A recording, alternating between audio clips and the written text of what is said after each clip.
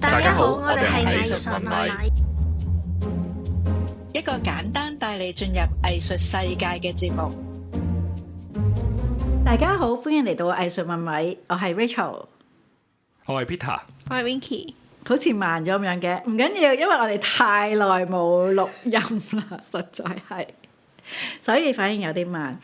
我哋今日係2026年咧第一次錄音啦，咁今次唔知幾時出到街啦，但係 anyway， 我哋開始嘅時候咧，有啲題目好似好老土嘅，但係我覺得都可以傾下嘅，不如講下2026年咧嘅所謂嘅大計啊，因為譬如一年開始咧，好多人都會有個習慣，就會覺得，唉，一年開始啦，我要重新做人啦，跟住於是可能佢就會想有啲壞習慣改下，跟住或者係如果你係可能會對一年可能有啲計劃，有啲期盼，即係無論工作啊，或者去玩啊，去旅行啊，咁我諗特別係做創作嘅人咧，你就會 plan。哇！我嚟緊一年有冇展覽啊？有冇 project 啊？如果冇嘅話，我要點樣做啊？或者譬如你會 plan 自己，你希望可能會有啲乜嘢做到咧？即係都會有嘅。即係估無論到臨尾嘅時候咧，其實會唔會真係執行到咯？係咯，新一年過一日就可以突然間諗到咁多新 planning，其實都幾勁。啊！唔係咩？即係2025到26，其實只係隔咗一日啦，跟住就新嘅一個開始咁樣。隔咗1秒嘅，隔咗。係咯，其實即係睇你點樣幾時出 post 或者幾時開始定今年個計劃咧就應該係咁樣。咁但係你哋有冇呢啲嘢㗎？即係你哋會唔會即係其實咧，佢係隔咗1秒啦。咁但係你哋有冇一個習慣性地咧？2026年新一年係個好開始。新一年開頭嘅時候都會有一個咁嘅想法㗎，輕輕諗下㗎。我係今年先至開始有嘅，即係人生嘅之前20幾年係冇試過，好即係好啊！唔係即係因為我一直都係覺得都係聽日啫嘛。所以我係冇話特別 plan，或者可能都曾經有諗過下嘅之前，但係就係覺得反正年尾都唔會記得年頭想做啲乜嘢嘅咧，費事諗啦。幾好啊！我 buy 你呢個啊，即係 Gen Z 隨遇而安嘅人生。但係唔會覺得錯過咗好多嘢咩？即係如果善用啲時間，可能就會覺得即係人生會覺得唔同咁樣。可能隨遇而安更加善用咧，因為我係一個咧好中意 plan，但係好唔中意跟住個 plan 行嘅人。P 人啊嘛，sorry。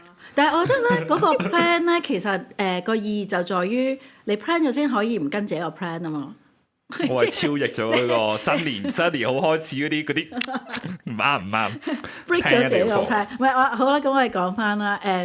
譬如我哋可能先講下，分享下大家有冇 plan，有冇一啲想法？你話今年開始 plan 嘛？即係譬如 Winky 你 plan 啲乜嘢啊？其實我係由12月嘅時候開始有諗嘅，即係12月尾嘅時候，因為始終都畢咗業1年，好似唔係好多嘢做過咁樣。咁但係好彩就係啱啱上年年尾有一份 theatre technician 嘅工作啦，就係即係 part time 咁樣嘅。咁然後我就好似即係就可以開始諗下，因為嗰個 part time 可以 support 我個日常生活開支。咁我就開始諗下我可以做啲咩咧？咁跟住同埋就係有諗就係今年會想自己有一個 solo 嘅作品 solo 嘅 performance 咁樣咯，係啦，咁就希望可以 develop 下，然後今年內完成到咯，係啦。哇！今年仲有11個月啫喎。咁係咪要諗埋下年嘅 planning 啦？我諗要諗定2027啊！我哋有長遠嘅計劃。今年有啊，今年我有啊，今年我諗住做翻好啲 podcast 啊，即係整齊翻啲咁解咯，即係冇咁疏遠咁，將我哋每一集去揀佢。呢個好遠大呢個。跟住呢個開起點一定要去擺高啲咁啊，所謂。因為呢個我已經唔夠膽再吹藝術問米究竟下一集會幾時出㗎？唔係，只要有期盼就有希望我哋做人。我驚我哋會變咗年度活動。唔會嘅，我哋今日第2季啊嘛。好好啊！我哋講，我哋係第2季嘅第一集。係啊，我哋開一個新起點咁樣。哦，好好啊！咁我哋好啦，咁今日新起點，咁我哋個藝術問米就做得翻積極啲啦，唔好以為我哋執咗笠咯。壓力係幾好啊，幾好啊，係啊！我哋有翻我哋開台啱啱嘅時候嗰種拼勁。哇，好攰喎！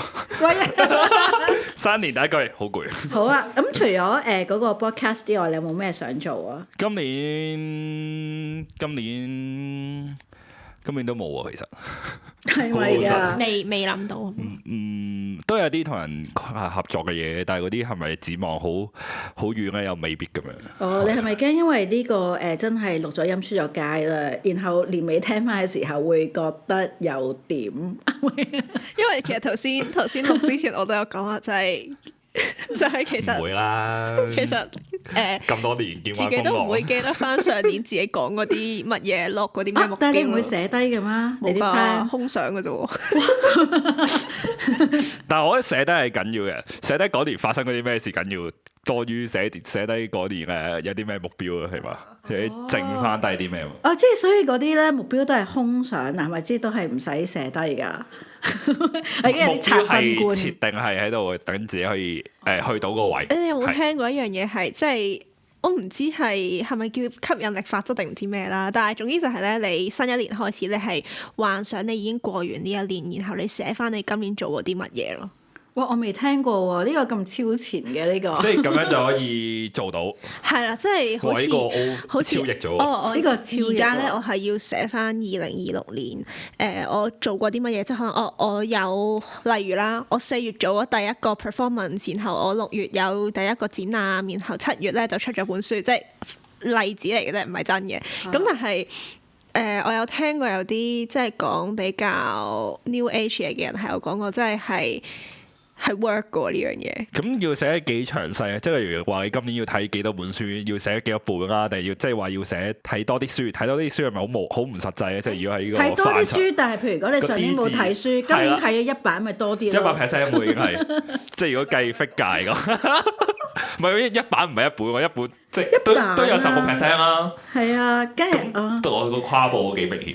哦，好啊，唔係因為我係會我係會寫低嗰啲人嚟嘅，即係我會諗啦，寫低啦。咁但係其實我啲 plan 咧，我通常我未必會好記得自己啲乜嘢，或者我都係嗰啲寫低有啲 plan 咧，唔跟自己啲 plan 嘅人嚟嘅。咁但係我諗由細到大有呢個習慣，即係譬如小學嘅時候咧，暑假咪會好興話啊，你要自己寫個時間表，因為放緊假啦。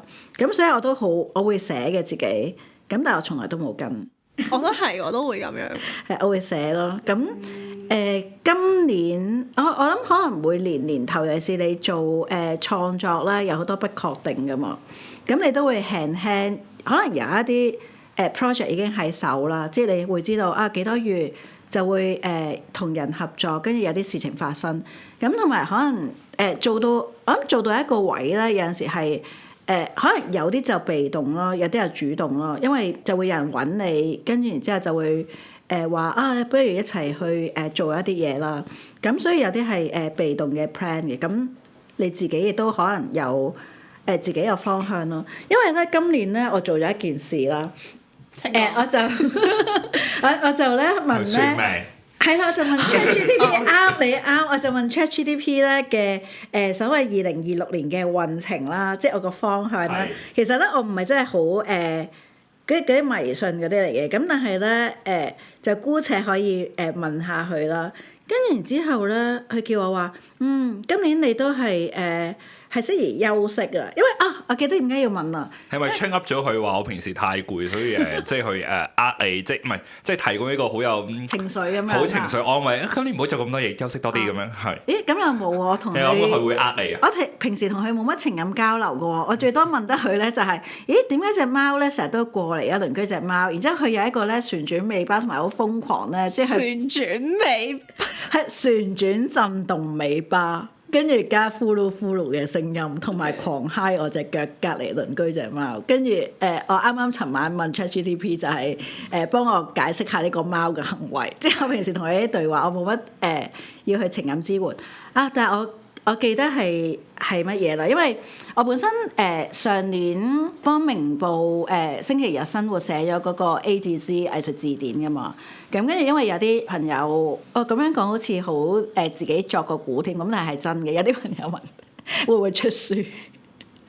即係有幾個朋友都問你其實會唔會考慮出書咁樣啦？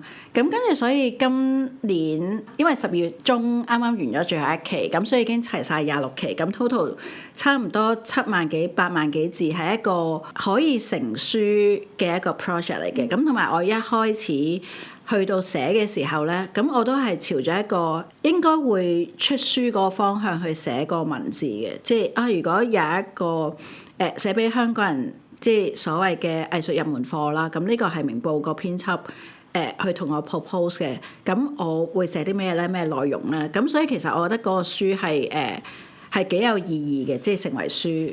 咁於是咧我就喺度諗，咁都寫完啦喎，2026年會唔會出書咧？有啲人係問啦，咁跟住咧就問咗 ChatGPT 咧，佢叫我你2026年要唞下喎，呢個係即係出書咯，因為整理啫嘛。哇！好多嘢做㗎都，呢個 logic，所以佢都係啱嘅。如果我好似啲揣摩佢，好似啲外國嗰啲 publisher 咧，要做嗰啲 book tour 咁樣，即係雖然華文唔係好興咁，但係近排睇嗰啲外國嗰啲publishing 嘅一啲資料啦，完全另一個 level 嘅嘢啦。咁但係翻去就係咧，原來佢叫我休息喎，加埋月頭嘅時候病咗啦，咁所以我就真係俾自己休息咯。休息咗3日啊！唔係，我嗰陣時我係10月尾完咗skip class 最後嗰堂，跟住然之後隔咗1個星期之後就寫完明報。咁跟住咧，我而家好養生噶嘛，我就諗住12月中啦，跟住然之後到1月中咧就俾自己休息1個月嘅，跟住就叫做放假，同埋好多飯局啊嘛。咁跟住咧，但係1月就真係被休息啦，因為病咗啦，咁我就喺屋企，同埋1月英國啲天氣太差啦，有啲凍又成日落雨咁樣，唔使出街。跟住咧，我嗰個休息就開始睇 YouTube 咧，就係學翻織嘢啊，嗰個歐織啊。跟住因為咧，你成日都用腦咧，我好想做一啲咧係唔使用腦嘅活動咯。係啊，咁但係作為一個workaholic 嘅 INFJ 咧，我係唔可以停噶嘛，即係我唔可以就咁攤喺度咩都唔做，我都會諗做嘢。跟住我就覺得有一個手嘅帶動咧，我個腦就真係可以放輕鬆。咁所以我以前曾經好想去景德鎮嗰度畫花樽咯，即係呢個就係我最想做嘅工作。咁可惜唔成功。咁跟住但係就。同埋加埋嗰個ChatGPT 嘅運程叫我放鬆嘛，咁我就喺度就好放鬆咁樣學織嘢，同埋就喺度諗啲唔係公事嘅，即係好似一個 well-being 咁樣咧，我有啲嘢想可以 pick up 多啲嘅，即係呢個織嘢個 craft 啦，跟住然後可能畫翻多啲嘢啦，即係 train 翻個手啦，咁跟住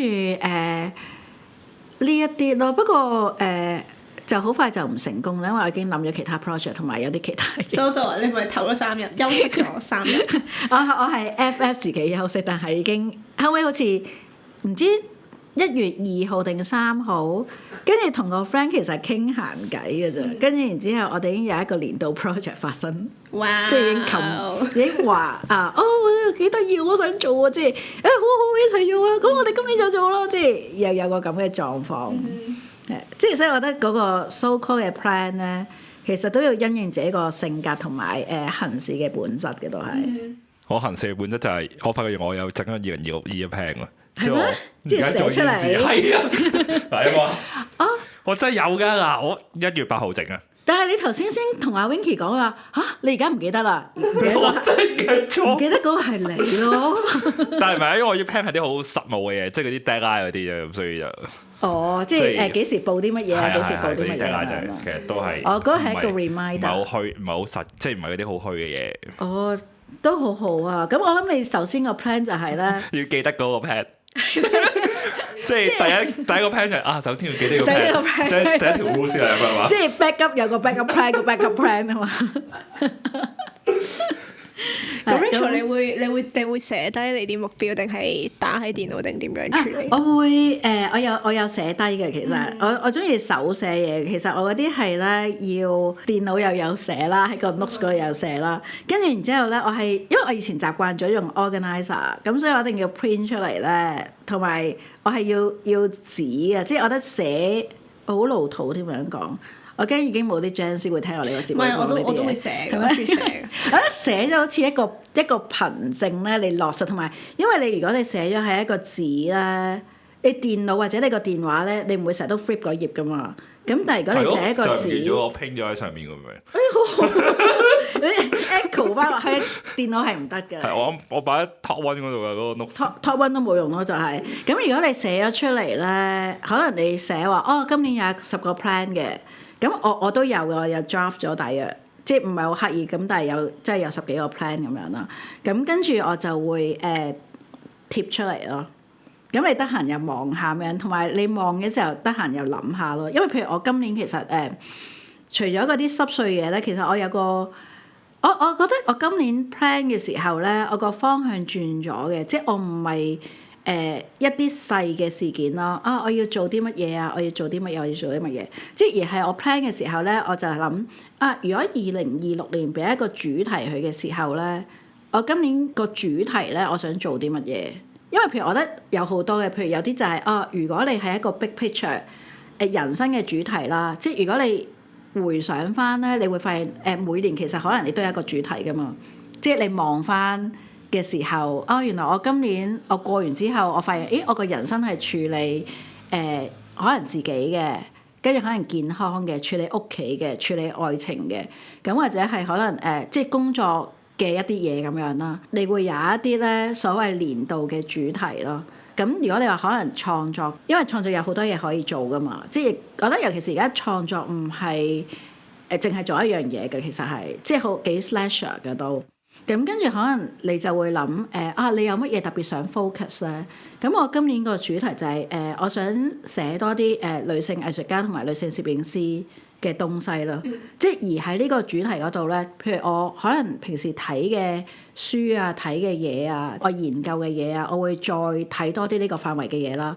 咁可能就算我幫報紙或者雜誌寫嘅文章咧，我諗我都會可能刻意去寫多少少咯，即係或者譬如我嚟緊可能諗嘅 activities 啊，即係或者可能會做嘅嘢，即係因為譬如點解會 come up 呢個主題咧？就係我覺得喺華人嘅世界或者香港人嘅世界啦，好似好多女性做創作人嘅身份，即係好少都仍然係可能因為係我攝影嘅關係啦，喺攝影個世界好冇乜被討論咯，都係。我頭先就係正想問，因為咧我唔記得最一開頭幾集我哋有冇講過啦，咁但係我記得我係有問過你點解會咁關注，即係可能係女性嘅藝術家，又或者係因為係啊，本身你頭先都有講啊，自己係做好似變咗訪問咁樣，可以嘅，即係自己本身都係做攝影咁樣，咁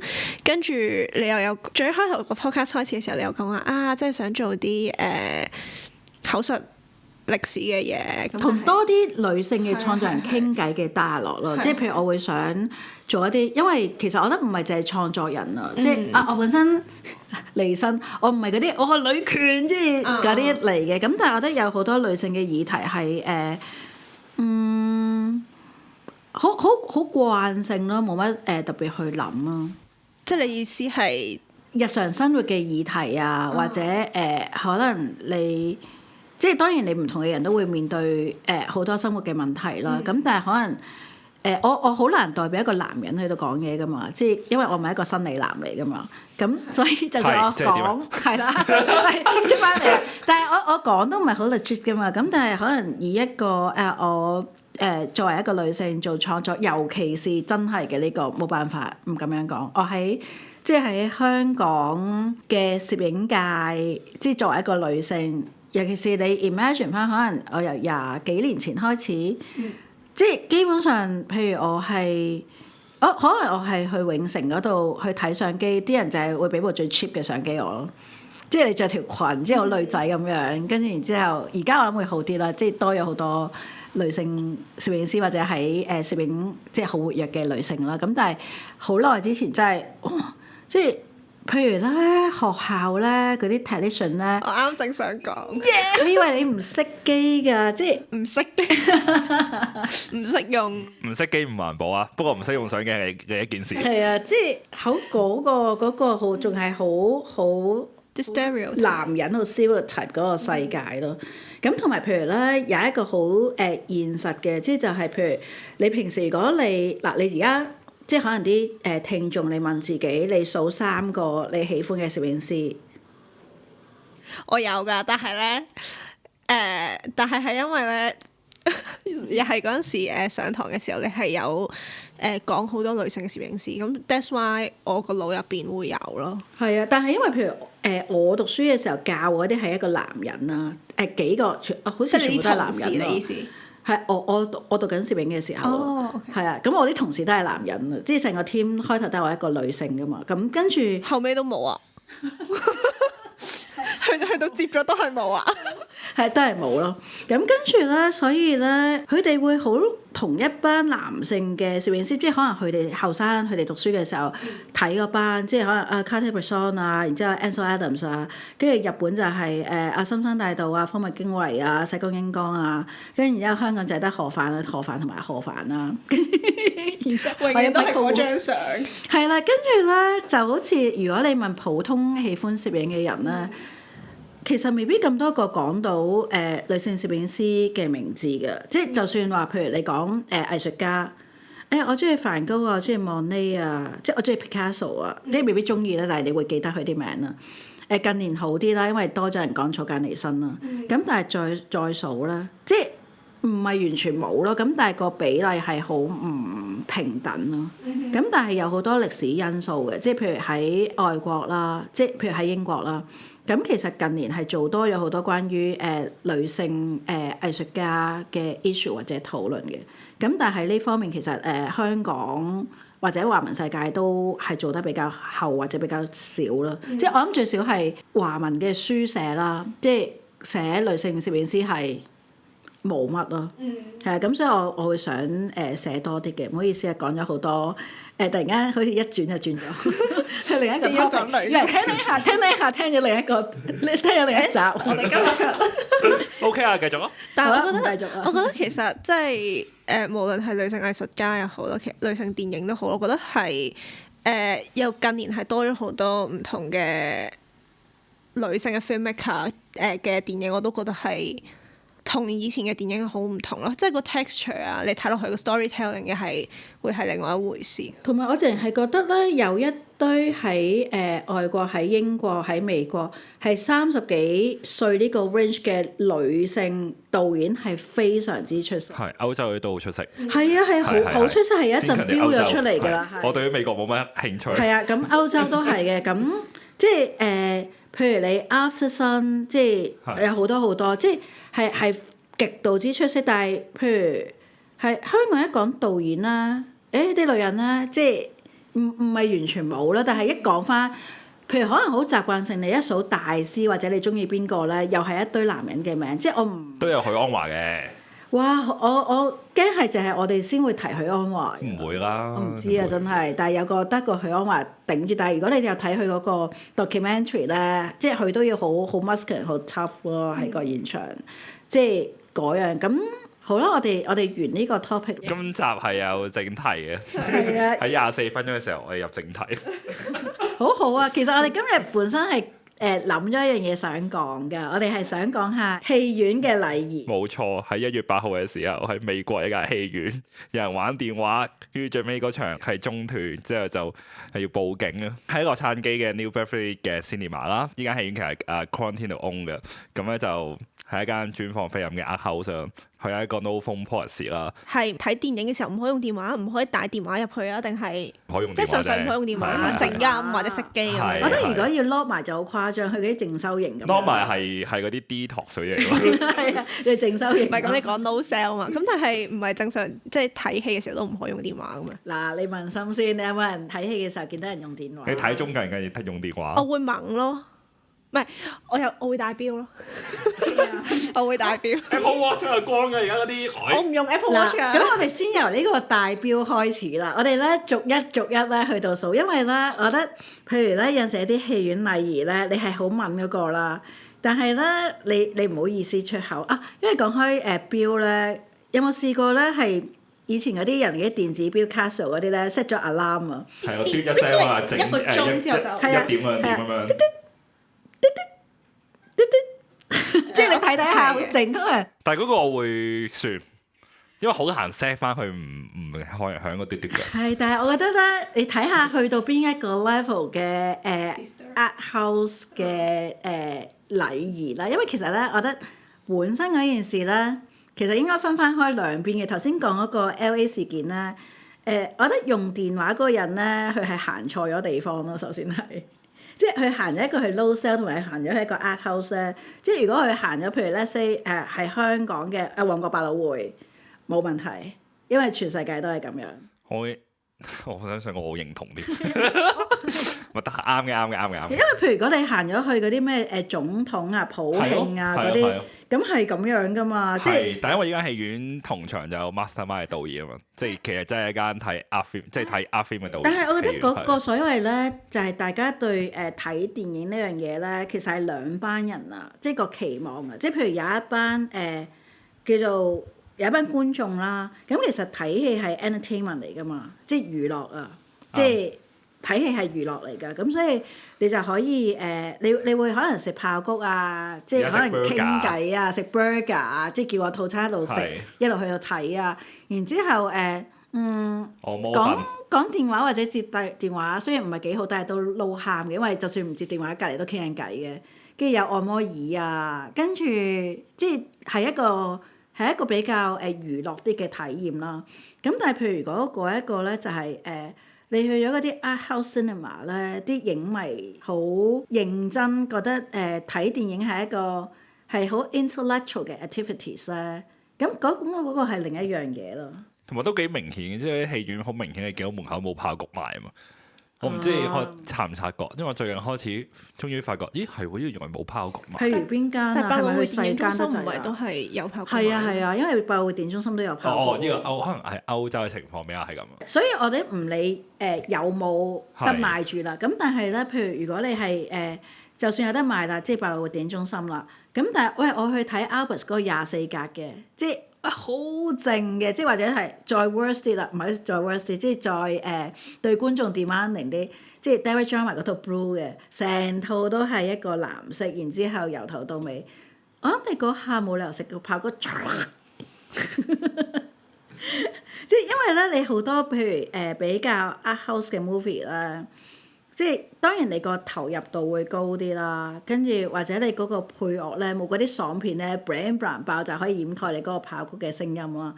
咁未必有咁多嗰啲background music 嘅。我少少 against 你呢樣嘢嘅，即係咧，因為你頭先有講話係分咗兩種人兩個觀眾嘅群組，或者係要睇翻個場地啦。但係我自己覺得，咁如果係一啲偏遠地區，佢淨係得即係好一間戲院，得一間戲院咁。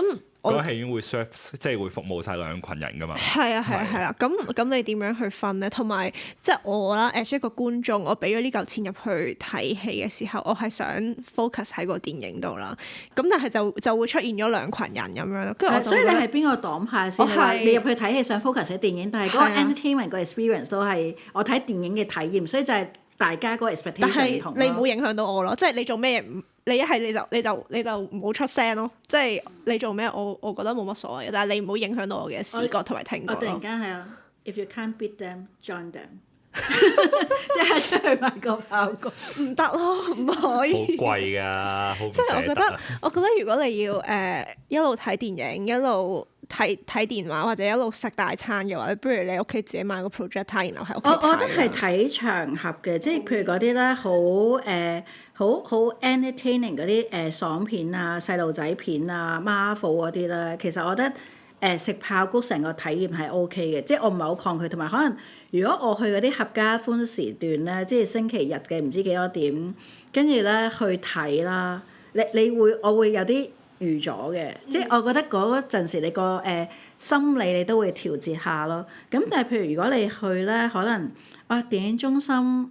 但係電影中心早場都唔係咁嘅喎。係啦，但係電影中心都有啲 commercial film 嘅，但係因為香港嘅聽眾，我覺得電影中心係其中一個例子嘛，即係或者係可能你 Art Centre，即係再 niche 啲啦，即係藝術中心下邊嗰個而家叫做古天樂電影院啦，即係如果冇改到嘅話，咁再小眾啲啦，跟住或者譬如你Cinefans 嗰啲節目，咁跟住你喺嗰度。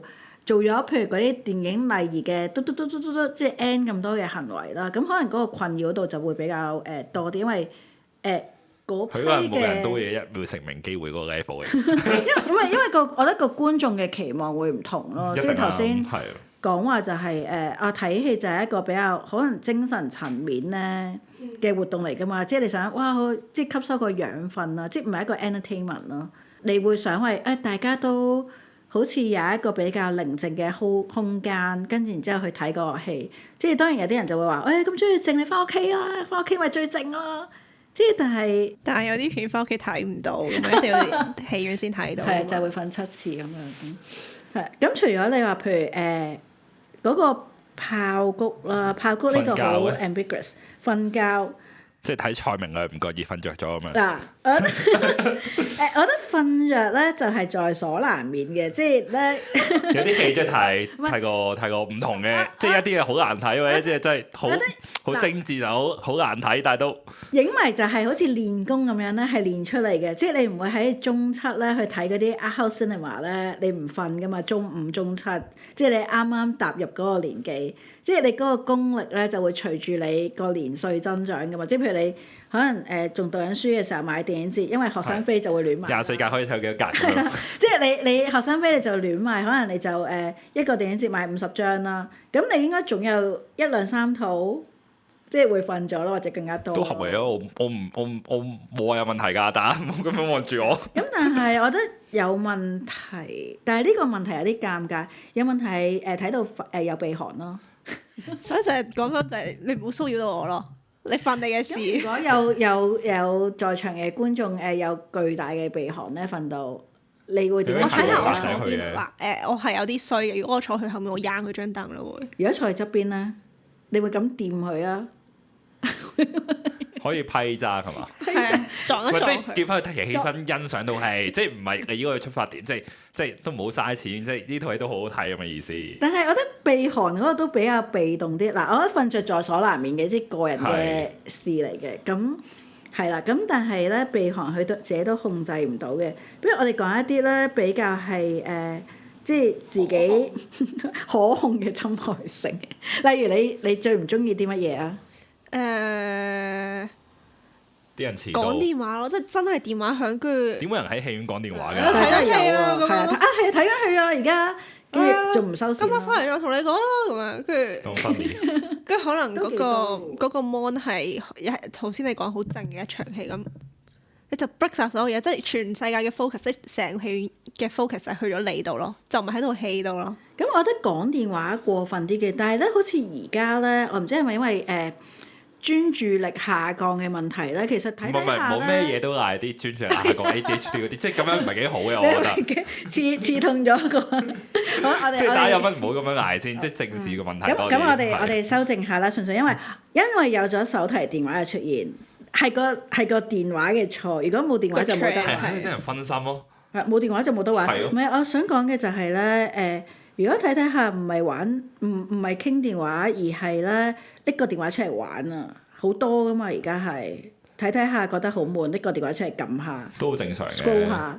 你而家就接受到又覺得 OK 啊 scroll 唔得咯。 ，scroll 啊，開咗嚟睇啊，好多喎，多啊！多啊，你點睇啊我覺得如果？係你讀一下，然後睇一睇有咩 message，然後熄翻，我覺得好。我喺袋入邊，即係遮住啲光係係啊勉強即係我 OK 係咯。好驚係啦，咁我又未去到嗰啲。即係唔係真係咁大無私樣咁樣，即係嗰個咁樣出嚟，即係隔幾啲劇望嗰齊撐住晒咁。即係咁咪唔我 OK 又未去到特係警嘅，即係如果你 feel 到有人有 message 或者你有個 message 要等啲急事咁，我緊，都好理解嘅。係啦，即係你 turn 低個光，然之後揾個袋遮一遮，即係裝嚟睇嘅。同埋可能有啲戲4個鐘、5個鐘咁樣咁，人生好難5個鐘頭都得閒噶嘛，唔係咁嘅意思，即係我覺得唔係繁忙啲都市人係咁。係煩嗰啲都市人點諒解 accept。 OK OK。係唔係咁，但係就係而家咧係興嗰啲就係覺得悶或者有啲係 even text message 話個 friend 啱啱睇緊套戲好唔係啊悶啊嗰啲，even 係未幾年前都有講嘅電影節咧，即係啲人係喺度 text message 啊嘛，即係幾年前國際電影節咧嗰啲外界嗰啲好悶啊，而家聽到套戲咁，即係望隔啲人望到佢打咩字啊嘛。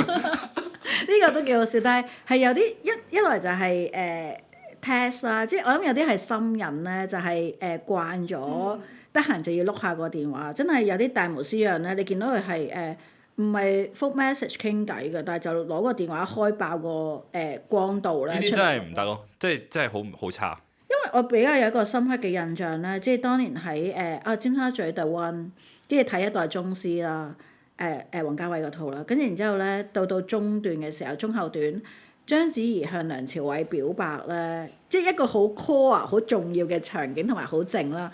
表白嗰下，前面嗰個人喺度開電話玩，嚇係有個強光，兩個 project 下邊嘅。跟住我成個嗰個睇一代宗師個體驗咧，我就係記得呢個位咯。佢成為咗我PDSD。咁咪會大叫前邊唔好玩電話？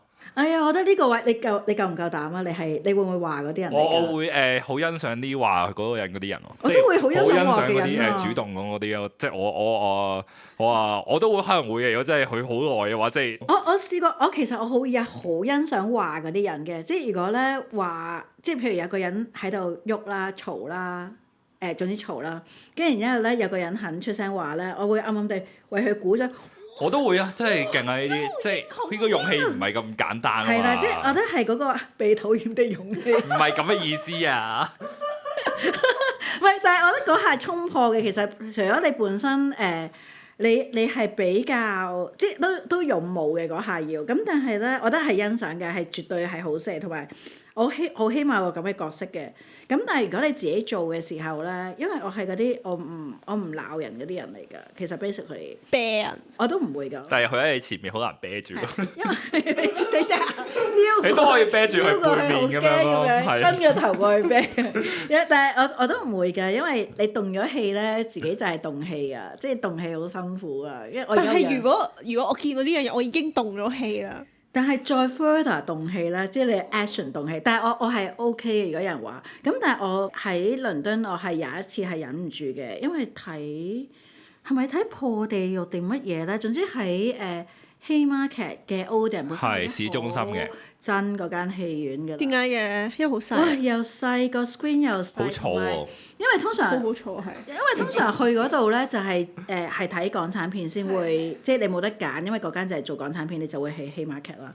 咁但係唔係好想 discriminate 啦，但係其實但起碼係真係好多人玩電話。香港人個 behaviour 係你係令到你係覺得哇！但係隔好遠吸嘅喎，一口氣其實 Haymarket。但係好辛苦，跟住我係每一次去 Haymarket，應該係同場咧，應該係99% 都係香港人嚟嘅，即係你係重臨翻咧，會令到你喺葵芳百老匯嘅感覺。係太好啦！呢個形容完全説出心底話，葵芳百老匯嘅感覺，或者旺角百老匯。即係可以買個燒味飯入去食飯，食完飯睇戲咁樣，即係玩住電話哇！咁咁樣。嗰次係點樣？同埋可能唔咧，係咁樣污名化咗佢，污名咗燒應該冇咁味飯啊 west，你冇咁 west，冇咁唔係 west。但係就係你覺得葵芳或者旺角百老匯就非常之貼切，即係總之你去咗 Haymarket 就有個咁嘅狀況。咁但係倫敦係18磅一張飛，咁跟住咧，我記得嗰次啦，去到啦，跟住然之後咧未開場咁，我覺得可以嘅，咁同埋我都會 understand 可能你未必會咁常見朋友啊喺呢邊，跟住咁佢哋喺度傾偈啦 chat chat，但係都唔細聲，因為香港人其實講嘢都幾大聲啦。咁跟住咧，但係隔好遠嘅喎，嗰戲院即係佢個行距係好遠嘅喎。因為佢坐我隔離嗰兩個啊，就係、所以我係直接嘅受害者，係本身未開場，咁佢就傾啦，就好大聲啦。跟住但係全場都有啲人其他人傾偈嘅，但係傾到開咗場之後咧，就淨係剩翻佢哋傾啦。咁唔單止傾咧，仲食嘢啦。咁但係食嘢我都算啦。佢淨係由頭到尾套戲咧，當係屋企睇戲咁樣咧，傾劇情。我唔記得咗內容講咩啦。咁但係我示範啦。咁佢又唔啱咯。喂，咁呢個即係講乜嘢啫？咁點解佢咁樣做啫？即係兩個就好似我呢個睇 TVB 嘅習慣嚟嘅喎。係啊，佢哋係當屋企睇 TVB 咧，睇《愛回家》咁樣咧，跟住然之後因，為預設對白嚟嘅喎。我其實我係忍唔住啦，我係噓咗一下啦，即係咁樣。我冇可以咁即係好點解濕同唔用嗰啲噓啦。嗰啲？乜嘢啊？會點樣？即係香港，即係香港一個字可以代表好多字。接啊接啊！係啊但係因為我平時冇接過咧，我驚個係有啲走音啊走音。平時冇呢個 practice，咁我練翻接啦。咁但係我就噓咗一個，我噓咗一個好細聲啦。咁但係咧最厲害就係咧，其實exactly 坐我隔離嗰個咧，佢知道我噓嘅，即係咁佢知道自己係嘈啦。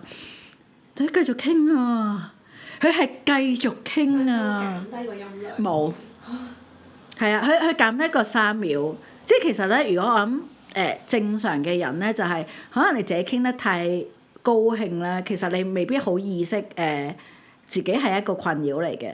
咁但係通常都係咧，如果當有人話俾你聽嗰係一個困擾咧，其實你都會停止噶嘛。係。即係一個正常。都係尊重人哋嘅咁。比較出街嘅人，你都唔係佢要公私分明咯，即係公共嘅空間。你一個係公共空間嘅人都唔想令到公共空間嘅其他人造成大大嘅困擾，呢個係好似由細到大教嘅一啲基本禮貌嚟㗎嘛，即係一個 social decency 啦叫做。咁所以你就會就會完啦。但係冇咯。但我想問下嗰個係即係比較年輕嘅人啦，定係上可能年紀30幾歲咁樣啦，兩個女性。真係好少睇戲。因為我頭先喺度諗，其實會唔會係即係可能以前香港戲院嘅文化同而家唔同咗？ 30幾歲嗰代係戲院要靜㗎，即係冇理由街。做咩戲院係嘈嘅？但係唔係即係我意思可能海運咁樣。海運都唔錯。我冇去過海運，我唔知啊。我諗係嗰啲係咪嗰啲普慶啊？唔係葵芳咪會唔嘈嘅，強調翻先。我諗係嗰啲午夜場要掟凳嘅，我唔知我講笑嘅，但係唔係因為我意思係講緊話，即係可能以前嗰一代嘅戲院文化啊，入去好開心睇啊，咁我同隔離嗰個 share 我嘅諗法。唔係㗎，我細個冇呢樣嘢㗎。我細個嗰陣時睇戲，大家都係安靜嘅，都係冇呢樣嘢㗎。係啊。可能以前細個啲人更加會安靜喎。其實廣告都會講啊，即係嗰啲唔該熄咗個電話啦，咁啲我哋睇戲搞都會叫。其實個吹喇都有講㗎嘛，係咯。雖然嗰個都有啲係啊，但係有啲尷嘅吹喇，但係 OK 嘅，但係其實已經有提你咧，話啊唔好開個 screen 嘈親人啊，即係記住熄咗個電話，記住唔好傾偈啊，我哋一靜心睇戲啦。好似每一間戲院都有講㗎嘛，但係照講。係啊。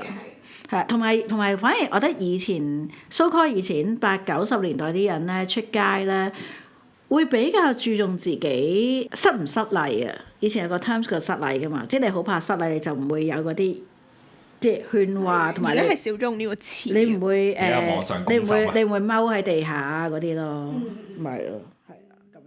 但係講呢個打電話一定要講，即係當年啊，你唔好笑住先啦，所以你知。超前嘅。即係當年啊，我去睇呢個《鮮浪潮》嘅開幕放映，應該係開幕放映嘅，我記得就係應該約摸10年前到啦。咁因為開幕放映通常有一套去揀嘅電影啦，另外一套咧就係去年嘅一個得獎者，即係去年嘅冠軍就拍嘅一套短片嘅。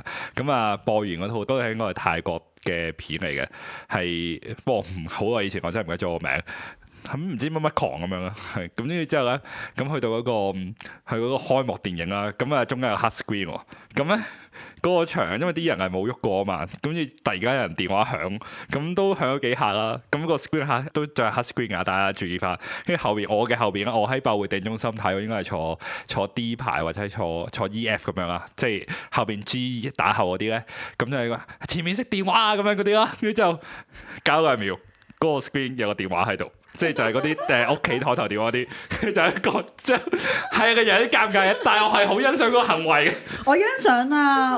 我會拍手㗎，令到我要有一個 gesture 令到嗰個人唔尷尬。即係我覺得嗰個我係記到而家，因為比較經典。但係可能嗰個人 traumatise 到而家都唔會再喺電影度電影院嗰個人。嗰70個人而家大家記得都要講翻。係啊，但係好彩嗰陣時冇傷啫，如果咪就喺傷嗰度俾人超級 circle 啦喺度。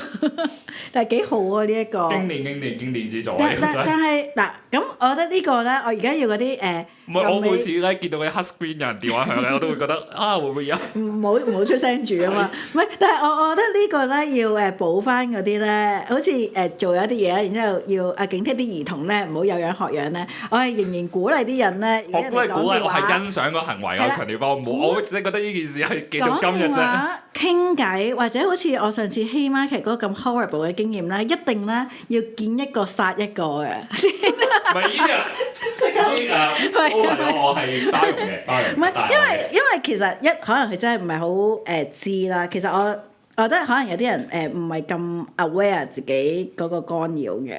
咁但係或者傾電話或者玩電話，或者套餐嚟both係啊，跟住但係我覺得係唔係嗰種咧，可能有啲人覺得，哎呀我都有俾錢啦，入咗嚟我就大晒㗎啦，即係唔係嗰種咯。咁你計我都有俾錢喎。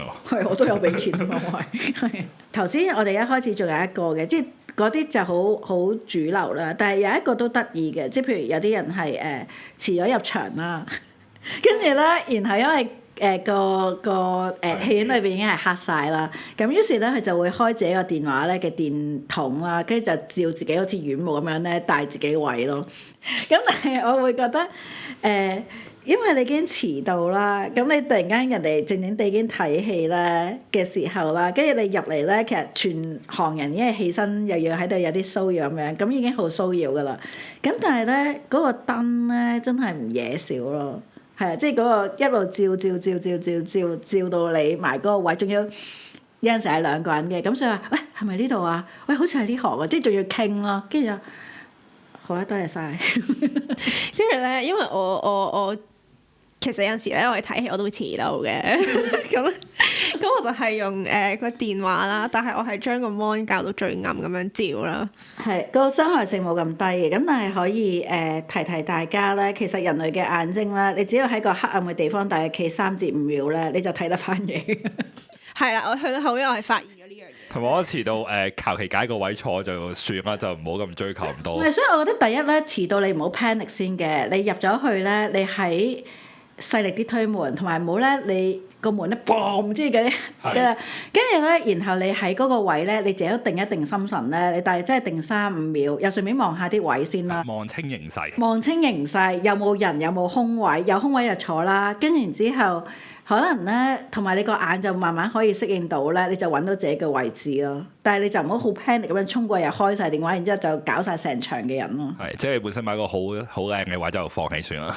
係啦，反思下自己唔早多5分鐘。係啊，其實有位就坐㗎啦，即係我都係呢個策略。係啊，即係除非你知你成日都遲到。不過有時都好難避免嘅，即係例如我前幾日睇戲啦，咁啊下晝6:9即係放工時間之後，咁嗰個戲院又細喎，即係嗰啲點樣形容嗰個戲院係幾細咧？半個百老匯嘅電影中心一個院咁樣啦，即係可能得ABC 牌或者 EFG 牌咁樣size 一個放映室咧，係一個戲院啦。咁我都遲㗎，咁即係 on time，即係嗰套戲個 trailer，即係嗰套戲個開頭。即係過咗嗰啲廣告 trailer 啫，即係啱啱 on time 就嗰個戲嗰個第一秒都未去，我已經入咗去啦。咁我就揀咗個最頭嘅中間位咁算咯，即係咁。不過好之後就都有啲人嚟喎，我以為自己最遲嗰個啦，咁都有啲人嚟啦。咁嗰個放映室咧個 projector 又唔係好高啦，嗰個放映室好細啊，咁啲人冇特登坐入去啦，又要擾攘一番咁一定係啊，咁住成個好似睇影畫戲咁樣，啲人影喺 screen 上邊。咁嗰套戲咧又唔係講韓文嘅喎，咁要睇字幕啦，咁所以就有啲棘咯，係。講完咗我講句包容嘅，我同我 friend 講，真係算啦，放工時間都好難避免嘅。我突然間諗起一個咧，頭先講嗰啲都好 common 噶嘛，咁但係可能有一啲都 common，但係可能少啲人真係講出嚟，即係唔會話人先咯。摷膠袋啊，摷膠袋啊，係摷膠袋啊，即係無論係摷膠袋摷嘢食啦，定係突然間摷膠袋啦，係總有人，因為電影中心都好多人摷膠袋。係食 M 記啊嘛。嗰個係紙袋，但係膠袋都好多，總之係係總之咁明白嘅，即係電影中心趕場，跟住要買個包入去食。但係膠袋，即係嗰種質地，仲有少少似嗰啲咧，即係超級市場裝生果啲膠袋，啲嗰啲聲咧，摷膠袋係啊，即係有啲人咧，電影中心食麥當勞都食得好斯文㗎。即係好盡量好細聲嘅都係，同埋應該開頭就好食咯，就唔好中段先食。係中段嘅係張子怡表白有食嗰個。我即係食嘢都無可避免嘅，我覺得快。我覺得 OK 嘅。開場，真係唔好搞太耐。其實你嗰個咀嚼咧，如果呢啲情景咧，你可以唔係平時咁樣。係可以10倍速慢。同埋唔係放肆的嚼㗎嘛，係啊，你慢啲嚼。跟住我就突然間諗起，哇！如果隔離嗰個咧係食香口膠，但係有嗒聲咧，即係嗰啲。呢個我冇試過。一路有啲咀嚼聲，我覺得唔得，我會黐線啊！咁有啲人 cut 咧，我黐線，cut 都冇辦法。幫你唔到但係咧，我近排聽過一個咧，唔係電影嘅，係 classical 啊，係即係咧通常咧拍手位香港先 cut 啊嘛，唔係要忍住嘅喎。係香港咧，你唔發現咧？你去親聽 classical 咧，即係可能文化中心啦，以前一靜去開場嘅時候咧，就咧好似交響樂咧，嗰邊 cut 完嗰邊 cut，大家忍住啊嘛，係咁樣嘅喎，culture。但係嗰下咧，真係開場之前咧，就好似交響樂咁嘅 cut 咯，大家。係喎，係即係播到第二樂章就忍住咯。唔係一開始 cut，係一開始嘅一開始。咁佢 cut 清咗都啱嘅。跟住咧，佢都好有禮儀，我覺得。我就係啱啱聽一個人轉述啦，咁佢有一場就係聽 classical， 跟住但係啲觀眾咧就係嗰啲交響樂 cut 啦，但係。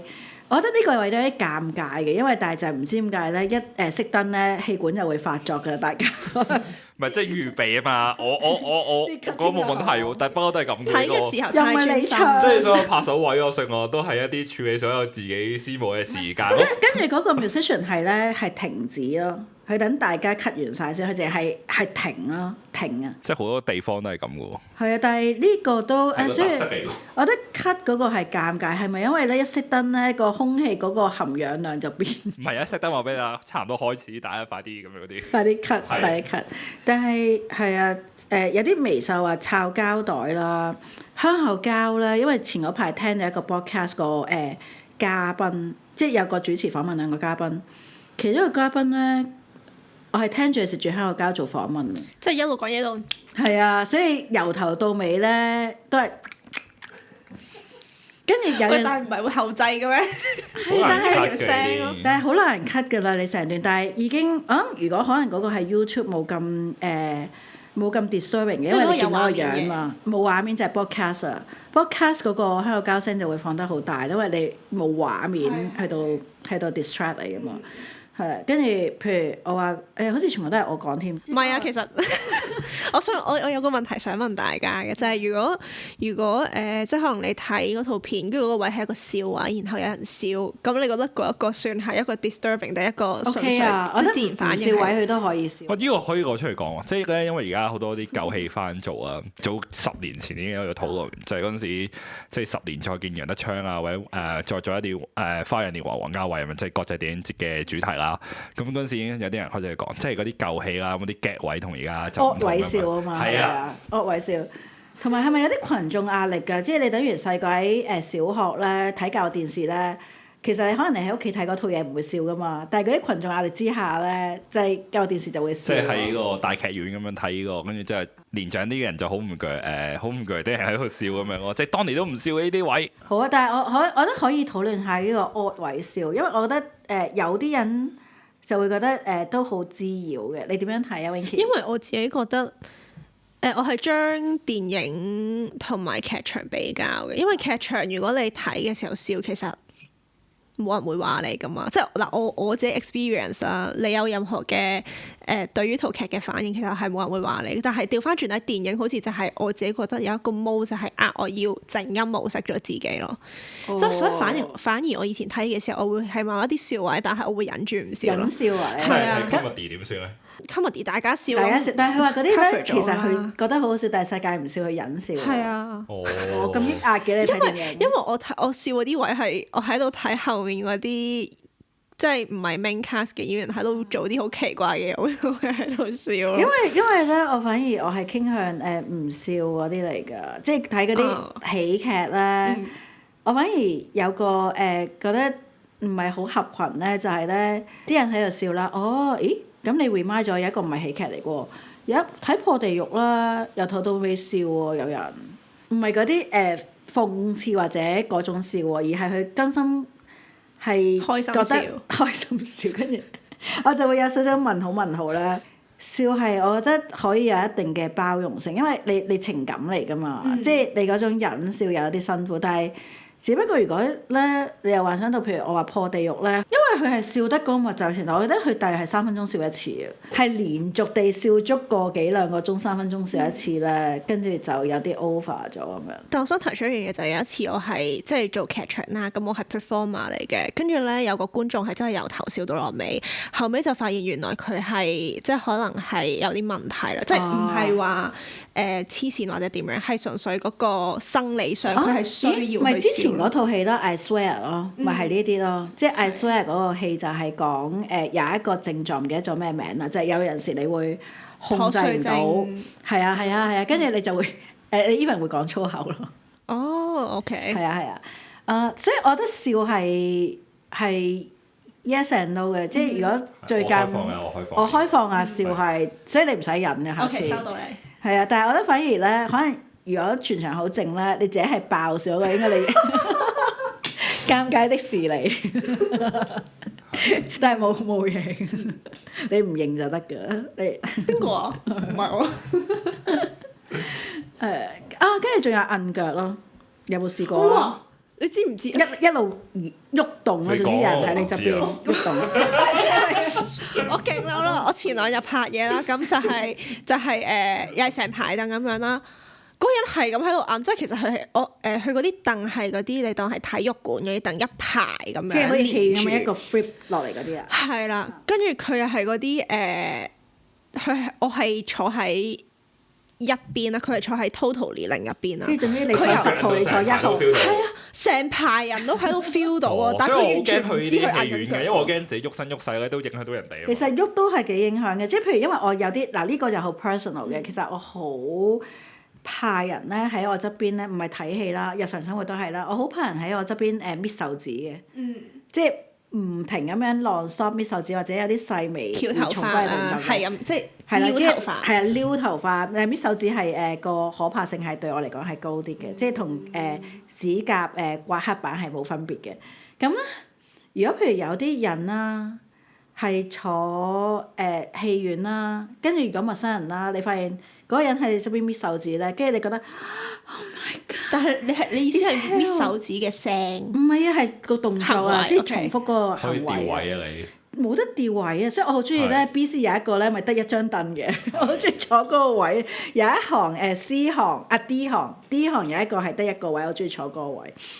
同世界隔離，跟住但係咧嗰個搣手指我好驚嘅，咁我就唯一咧我就會我驚我隻手冇血啦，但係我就會揾一隻手咧就遮住自己個眼咯，即係去搣手指嗰個，我要用咁樣去擋住我唔會見到佢咯。咁但係當你舉咗隻手2個鐘頭咧，都會攰嘅。你會發現隻手冇血咯。咁但係如果係朋友嘅話咧，我唔會再同佢睇戲啊。即係我會其實都幾難，我會避免同佢睇睇戲咯。點解你會見到人哋搣手指？太明顯啦，即係等於唔明顯咩？有人喺你側邊狂搣手指。咪可能唔係因為個光咧咁樣嘥過嚟嘛。但係我喺度諗，可能因為我自己本身唔係太在意，所以我又冇乜嬲。不過可能我在意，所以我個心理上面已經覺得好恐怖，即係就係等於有人喺你側邊刮黑板啊一樣，係啊，即係係啊，所以所以我承認好 personal 嘅，咁但係如果有啲朋友聽緊而我冇再同佢睇戲，你知咩事啦？但係我如果真係好 friend，我會俾條 scarf，如果我有嘅話啦，我幫佢我話你可以你可以，我會如果真係好 friend，我會同佢講咧，你可以繼續搣啊，你喺個氈下邊搣啊，好變態。我哋今集搣咗一紮人。喂，第二季第一集唔係我好。開放。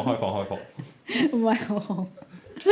唔係我哋係嘗試幫其他人發聲嘅，因為我時見到網上咧成日都有好多人咧對於睇戲咧係得到好委屈同埋躁狂。我覺得如果下晝2點，即係可以時間 afford 到啊，即係平日嘅下晝2-3點睇戲係最安全嘅，即係以上嘅情況冇發生，因為冇乜人同你揸㗎嘛。因為但係咩啊？早場12點前㗎咯喎，唔係咩？所以早場早場即係早場冇乜同你唔同思路嘅人去睇戲咯。唔同思路嘅係人，即係為咗你唔好添，我冇講咩特別嘢啊。25蚊，但係個思路係有機會有，唔係絕對嘅。即係啊係啊係，所以下晝2、3點要睇好其實穩陣。場次已經係分咗啲人種噶嘛，即係我哋如果一開頭嘅時候咧，如果喺 BC 睇一個星期又好辛苦喺度㗎。暗 stream， 即係暗分嗰係啊啲影迷嘅唔同嘅所以如果類別啦。 BC 朝頭早星期日10點睇到下晝4點，我覺得哇完全唔同喎啲即係嘢真係。譬如你就算想睇套好似即係 Oscar 嗰啲啦，即係介乎 commercial 同埋但係你又會睇下，即係有啲比較可能你都中意嗰個導演睇嗰種戲啦，即係佢就會變咗係吸到兩邊嘅觀眾啊，即係好 entertainment 嗰啲，跟住然之後又好比較影迷嗰啲都會睇嗰類戲噶嘛，咁個出視率係比較高啲噶嘛，咁跟住咧你就要揀適合嘅場次咯，即係你。同埋適合嘅戲院咯。係咯，下晝2點睇咁15個人咁樣唔會有大問題啦。係啊點都即係分行坐，我意思係可以每個人都。但係你要揀啱戲院咯，其實係。呢個都係一個好方法，我覺得。係啊，咁所以我覺得其實最理想咧，不過呢個好難實現啦。分開啲觀眾咧係比較好嘅，即係譬如咧喺英國啦有間戲院叫做 Picture House 啦，咁佢咧其實就有唔同嘅場次嘅，即係譬如佢有啲場咧就係可以帶狗仔去嘅，即係每個人就可以帶啲狗去啦。咁嗰啲狗咪可以自己傾偈，跟住然之後狗主人咪可以自己傾偈咯。即係帶啲狗佢哋係每隻都有自己嘅位啊，定係即係都係地下自己走嚟走去咁樣？應該我諗有位啩。可以參觀下喎。係啊狗仔我哋可以去參觀下，因為我冇狗啊，咁我要攞隻貓去。捉你我要邀請鄰居去。我哋又嚟觀摩嘅。咁但係咧譬如佢仲有除咗狗仔場，即係我覺得呢個好好，因為佢就話有啲人好開心，我終於可以同隻狗一齊，即係因為有陣時狗仔係啲親人嚟㗎嘛，一齊去睇戲咁樣。咁然後佢有細路仔場㗎，即係啲細路仔咧係可以自己去到睇戲，會有人照顧佢，跟住有啲嘢食咁樣俾佢嘅。我即係連家長都冇㗎嗰啲場。係啊，有一隻係嗰啲有一隻係淨係小朋友即係啊。托兒場。係啊，小朋友自己去睇嘅有一隻係，跟住咧有一隻咧就係媽咪可以帶 BB 去睇嘅。即係你知啲 B 會可能有機會喊㗎嘛，咁但係如果你全場咧都係有啲B，咁大家都會有 expect 咗咯，即係有媽咪同埋可能其實我覺得有啲 social gathering 嘅，即係佢哋又可以 share 下，同埋譬如啲阿媽會忍唔住可能同個BB 去講下嗰個電影㗎嘛，咁都係可以講下。咁同埋咧，佢仲有一個係腦退化場嘅，即係我需要喎，係啊，你哋兩個可以去，我就嗰個 Carer，跟住唔使錢咁樣，我陪你哋去。因為咧，佢就係嗰個照顧者可以帶一個腦退化嘅，咁佢一來就係揀嗰啲戲，我覺得哇好 sweet 啦，因為揀翻嗰啲譬如佢哋後生睇過嘅戲啊，即係 Some Like It Hot 啊，即係嗰啲，咁我諗睇會好開心嘅，咁跟住照顧者就唔使錢咯，因為我覺得佢睇戲咧，始終佢可以係 entertainment 嚟嘅，即係我都唔係嗰啲戲院警察嚟嘅，咁但係就係大家可能分翻開咧，其實就係唔會入錯咗門口啦，即係或者對嗰個期望唔同啊，即係但係亦都佢唔會 exclude 有啲人就話你有小朋友你就唔好出嚟睇戲啦，嘈住晒，即係咁樣咯。我突然間醒翻起咧，我喺呢邊讀書嘅時候咧，個老師係有養狗嘅，咁但係咧佢就有同我講過，就係話佢自從養咗狗之後，已經好少入戲院睇戲同埋睇劇場，就係因為唔可以帶寵物入去。咁係咪要推介翻 Picture House 俾佢啊？我哋今集有冇 sponsor 㗎？我唔知 Ken 有冇 Picture House，但係想同佢講下。